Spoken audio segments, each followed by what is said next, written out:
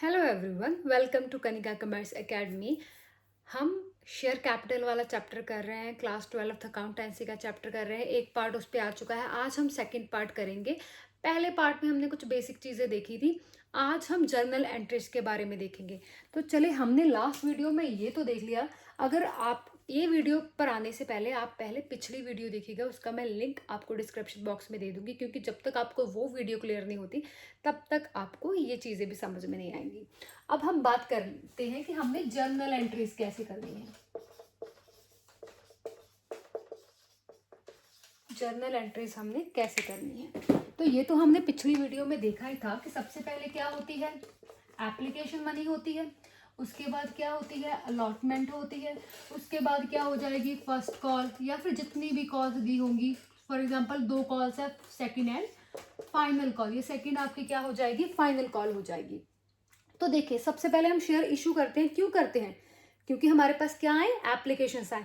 Applications मंगवाने के लिए हम क्या करते हैं, शेयर्स इशू करते हैं। जब हमारे पास एप्लीकेशंस आएंगी तब क्या होगा, हमें पैसा आएगा। पैसा किसके थ्रू आएगा, बैंक के थ्रू आएगा। सो क्या हो जाएगा, bank account debit to share application account. Bank account debit to share application account. ये चीज याद रखिएगा, चाहे आप एप्लीकेशन कर रहे हैं, अलॉटमेंट कर रहे हैं, कॉस्ट जितनी भी मर्जी कर रहे हैं, हर चीज की 2 एंट्रीज होंगी। ठीक है, एप्लीकेशन की 2 एंट्रीज होंगी, अलॉटमेंट की 2 एंट्रीज होंगी, फर्स्ट एंड सेकंड कॉल की क्या होंगी, 2 एंट्रीज होंगी। एप्लीकेशन की जब हम एप्लीकेशन मंगवाते हैं, सबसे पहली एंट्री क्या होती है, bank account debit to share application. अभी शेयर एप्लीकेशन किसके लिए मंगवाया, शेयर कैपिटल के लिए मंगवाया। तो ये एंट्री क्या हो जाएगी, ट्रांसफर हो जाएगी। कैसे, share application account debit to share capital account. Clear? ठीक है, अब ये हो गई हमारी एप्लीकेशन की एंट्री। उसके बाद आ जाती है अलॉटमेंट की। अब एप्लीकेशन रिसीव होने से बाद हम क्या करेंगे, अलॉटमेंट मंगवाते हैं। अभी जो हमारे शेयर होल्डर्स होंगे, मेंबर्स होंगे, उनको कहीं से सपना तो नहीं आएगा कि हमने उनको क्या करनी है, हम उनसे अलॉटमेंट मांग रहे हैं तो हमें क्या, वो हमें अलॉटमेंट पे कर दें। वो हमें अलॉटमेंट कैसे पे करेंगे, जब तक हम उनसे डिमांड नहीं करते। डिमांड करने के लिए हमें क्या करना पड़ेगा, उनसे मांगना पड़ेगा। अलॉटमेंट मांगने के लिए हम कौन सी एंट्री करेंगे, ड्यू की एंट्री करेंगे। वो क्या होती है, share allotment account debit to share capital account. Clear? अब जब हमें अलॉटमेंट आ जाएगी, आएगी कैसे, बैंक के थ्रू तो आएगी। तो क्या हो जाएगा, bank account debit to share allotment account. Clear? यहां तक कोई डाउट तो नहीं? उसके बाद जब हमें अलॉटमेंट रिसीव हो गई, एक सेकेंड, ये हम थोड़ा बाद में करेंगे। जब हमें अलॉटमेंट रिसीव हो गई, उसके बाद हम कौन सी एंट्री करेंगे, फर्स्ट कॉल की। अभी फिर से उनको थोड़ी ना पता चलेगा कि फर्स्ट कॉल पे पैसे पे कर दें, हमें उनसे मांगने पड़ेंगे। मांगने के लिए कौन सी एंट्री होगी, ड्यू की। ये एंट्री कौन सी है, ड्यू की एंट्री है। जब ये कौन सी एंट्री है, रिसीव की एंट्री है। बैंक मतलब हम रिसीव की एंट्री डाल रहे हैं। फर्स्ट कॉल के लिए फिर से हमें ड्यू की एंट्री करनी पड़ेगी, share first call account debit to share capital account. जब ये क्या करी, हमने ड्यू की एंट्री करी, हमने मांगी, उसके बाद हम क्या करेंगे, रिसीव की एंट्री। क्या हो जाएगी, bank account debit to share first call account.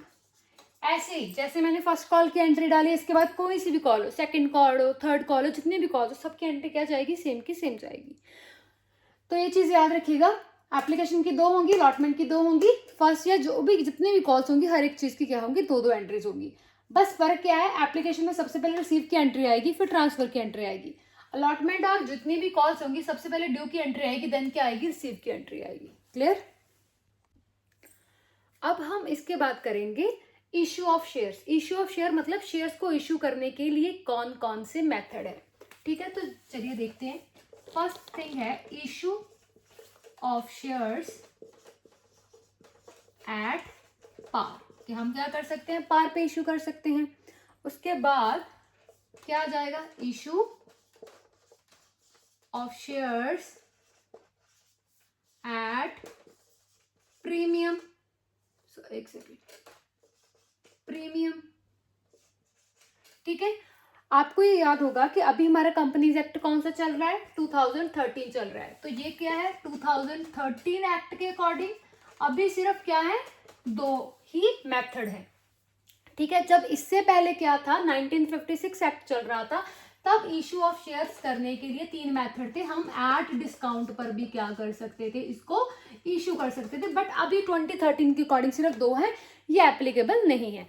तो एट पार का क्या मतलब है, issue of share at par का मतलब क्या है कि जितने की चीज है उतने पे ही हम इशू कर रहे हैं। मतलब फॉर एग्जांपल अगर एक शेयर की वैल्यू 10 है तो हमें क्या मिल रहा है, 10 का 10 मिल रहा है, हम 10 पे कर रहे हैं इशू। ठीक है, प्रीमियम का मतलब क्या है, 10 रुपए की चीज कितने पे इशू कर रहे हैं, 12 पे कर रहे हैं, 10 रुपए की चीज कितने पे इशू कर रहे हैं, 13 पे कर रहे हैं, मतलब उसकी रियल अमाउंट से भी ज्यादा का कर रहे हैं। प्रीमियम एक तरह से क्या है, एक तरह से हमारा बेनिफिट है। ठीक है, 10 रुपए की चीज 10 रुपए के करना एट पार, जितनी की अमाउंट है उससे ज्यादा पे करना, वो क्या हो जाता है, प्रीमियम। अब फॉर एग्जांपल 10 रुपए की चीज हम 12 रुपए पे कर रहे हैं, तो 2 रुपया हमारा क्या हो जाएगा, ये प्रीमियम हो जाएगा। क्लियर हुआ। अभी ये प्रीमियम क्यों देगा कोई हमें, 10 रुपए की चीज का कोई 12, कोई 15, कोई 20 रुपया हमें क्यों देगा, क्योंकि हमने मार्केट में क्या करी हुई है, हमारी गुडविल जनरेट करी हुई है। ठीक है, तो हम एक्स्ट्रा पैसा क्यों ले रहे हैं, बिकॉज ऑफ अवर गुडविल। लोग हमें पैसा क्यों दे रहे हैं, बिकॉज ऑफ अवर गुडविल। ठीक है, हमने इतना गुडविल कमाया हुआ है कि लोग हमें एक्स्ट्रा देने के लिए भी तैयार है। ठीक है, ये जो एक्स्ट्रा आ रहा है हमारी गुडविल का कारण आ रहा है। डिस्काउंट का क्या मतलब होता है, वैसे हमारे लिए एप्लीकेबल नहीं है, फिर भी देख लेते हैं। डिस्काउंट मतलब 10 रुपए की चीज 8 में दे रहे हैं, 10 रुपए की चीज 7 में दे रहे हैं, ठीक है, कम में दे रहे हैं, वो क्या हो रहा है, डिस्काउंट। और डिस्काउंट हम जनरली कब ऑफर कर रहे हैं, जब हमारे शेयर्स बिक नहीं रहे होते हैं। हमें बस ये है भाई ले लो, 7 पे ले लो, 6 पे ले लो, 8 पे ले लो, बस ले लो, हम कम पे देने पे के लिए भी तैयार हो जाते हैं। ठीक है, फिलहाल इस चीज को हम क्या करेंगे, इग्नोर करेंगे। एड पार की सिंपल एंट्रीज होंगी जो हमने अभी पीछे देखी हैं एप्लीकेशन अलॉटमेंट की। प्रीमियम का क्या आ जाता है, ठीक है, प्रीमियम क्या होगा, प्रीमियम देखो कंपनी कहाँ पर ले सकती है, प्रीमियम आपसे कंपनी एप्लीकेशन में भी ले सकती है, आपसे अलॉटमेंट में भी ले सकती है, आपसे फर्स्ट कॉल में भी ले सकती है, आपसे सेकंड एंड फाइनल कॉल, मतलब किसी भी जगह पे ले सकती है। फॉर एग्जांपल उन्होंने बोला अगर एप्लीकेशन आपकी 5 रुपए की है और ब्रैकेट में लिख दिया इंक्लूडिंग 1 प्रीमियम। ठीक है, तो इसका मतलब क्या, एप्लीकेशन आपकी 4 की है, उसमें 1 का प्रीमियम इंक्लूड है। ठीक है, तो वो कंपनी की मर्जी है, वो यहाँ ले ले, यहाँ ले ले, यहाँ ले ले, यहाँ ले ले। बट अगर क्वेश्चन साइलेंट है, क्वेश्चन में कुछ भी मेंशन नहीं है कि प्रीमियम एप्लीकेशन पे है, प्रीमियम अलॉटमेंट पे है, प्रीमियम किस पे है, देन आप हमेशा प्रीमियम को कहाँ पे एडजस्ट करोगे, अलॉटमेंट में एडजस्ट करोगे। क्लियर। और हमेशा एक बात याद रखिएगा कि प्रीमियम एंट्री में क्या होता है, हमेशा क्रेडिट होता है, क्योंकि क्या है, प्रीमियम एक तरह से हमारा एक्स्ट्रा रेवेन्यू ही है, हमें कुछ एक्स्ट्रा पैसा रेवेन्यू ही आ रहा है ना। तो आपने +1 में कुछ पढ़े, real account rules, personal account rules, nominal account rules, उसमें नॉमिनल का क्या कहता था rule, debit all the losses, credit all the gains. जो हमें ये गेन हो रहा है, प्रॉफिट हो रहा है प्रीमियम, तो हम इसको सिक्योरिटी प्रीमियम को क्या कर देंगे, एंट्री में क्रेडिट कर देंगे। फॉर एग्जाम्पल मैं अभी एक एग्जाम्पल ले रही हूँ, मान लीजिए अगर कंपनी क्वेश्चन ने बोला हुआ है कि हम अलॉटमेंट प्रीमियम किस पे लेंगे, अलॉटमेंट पे लेंगे, तो हमारी एंट्री क्या हो जाएगी, share allotment account debit to share capital account to security premium account. Clear, हम सिक्योरिटी प्रीमियम को क्या कर देंगे, क्रेडिट कर देंगे। ठीक है, होप सो आपको ये क्लियर हुआ होगा यहां तक। ठीक है।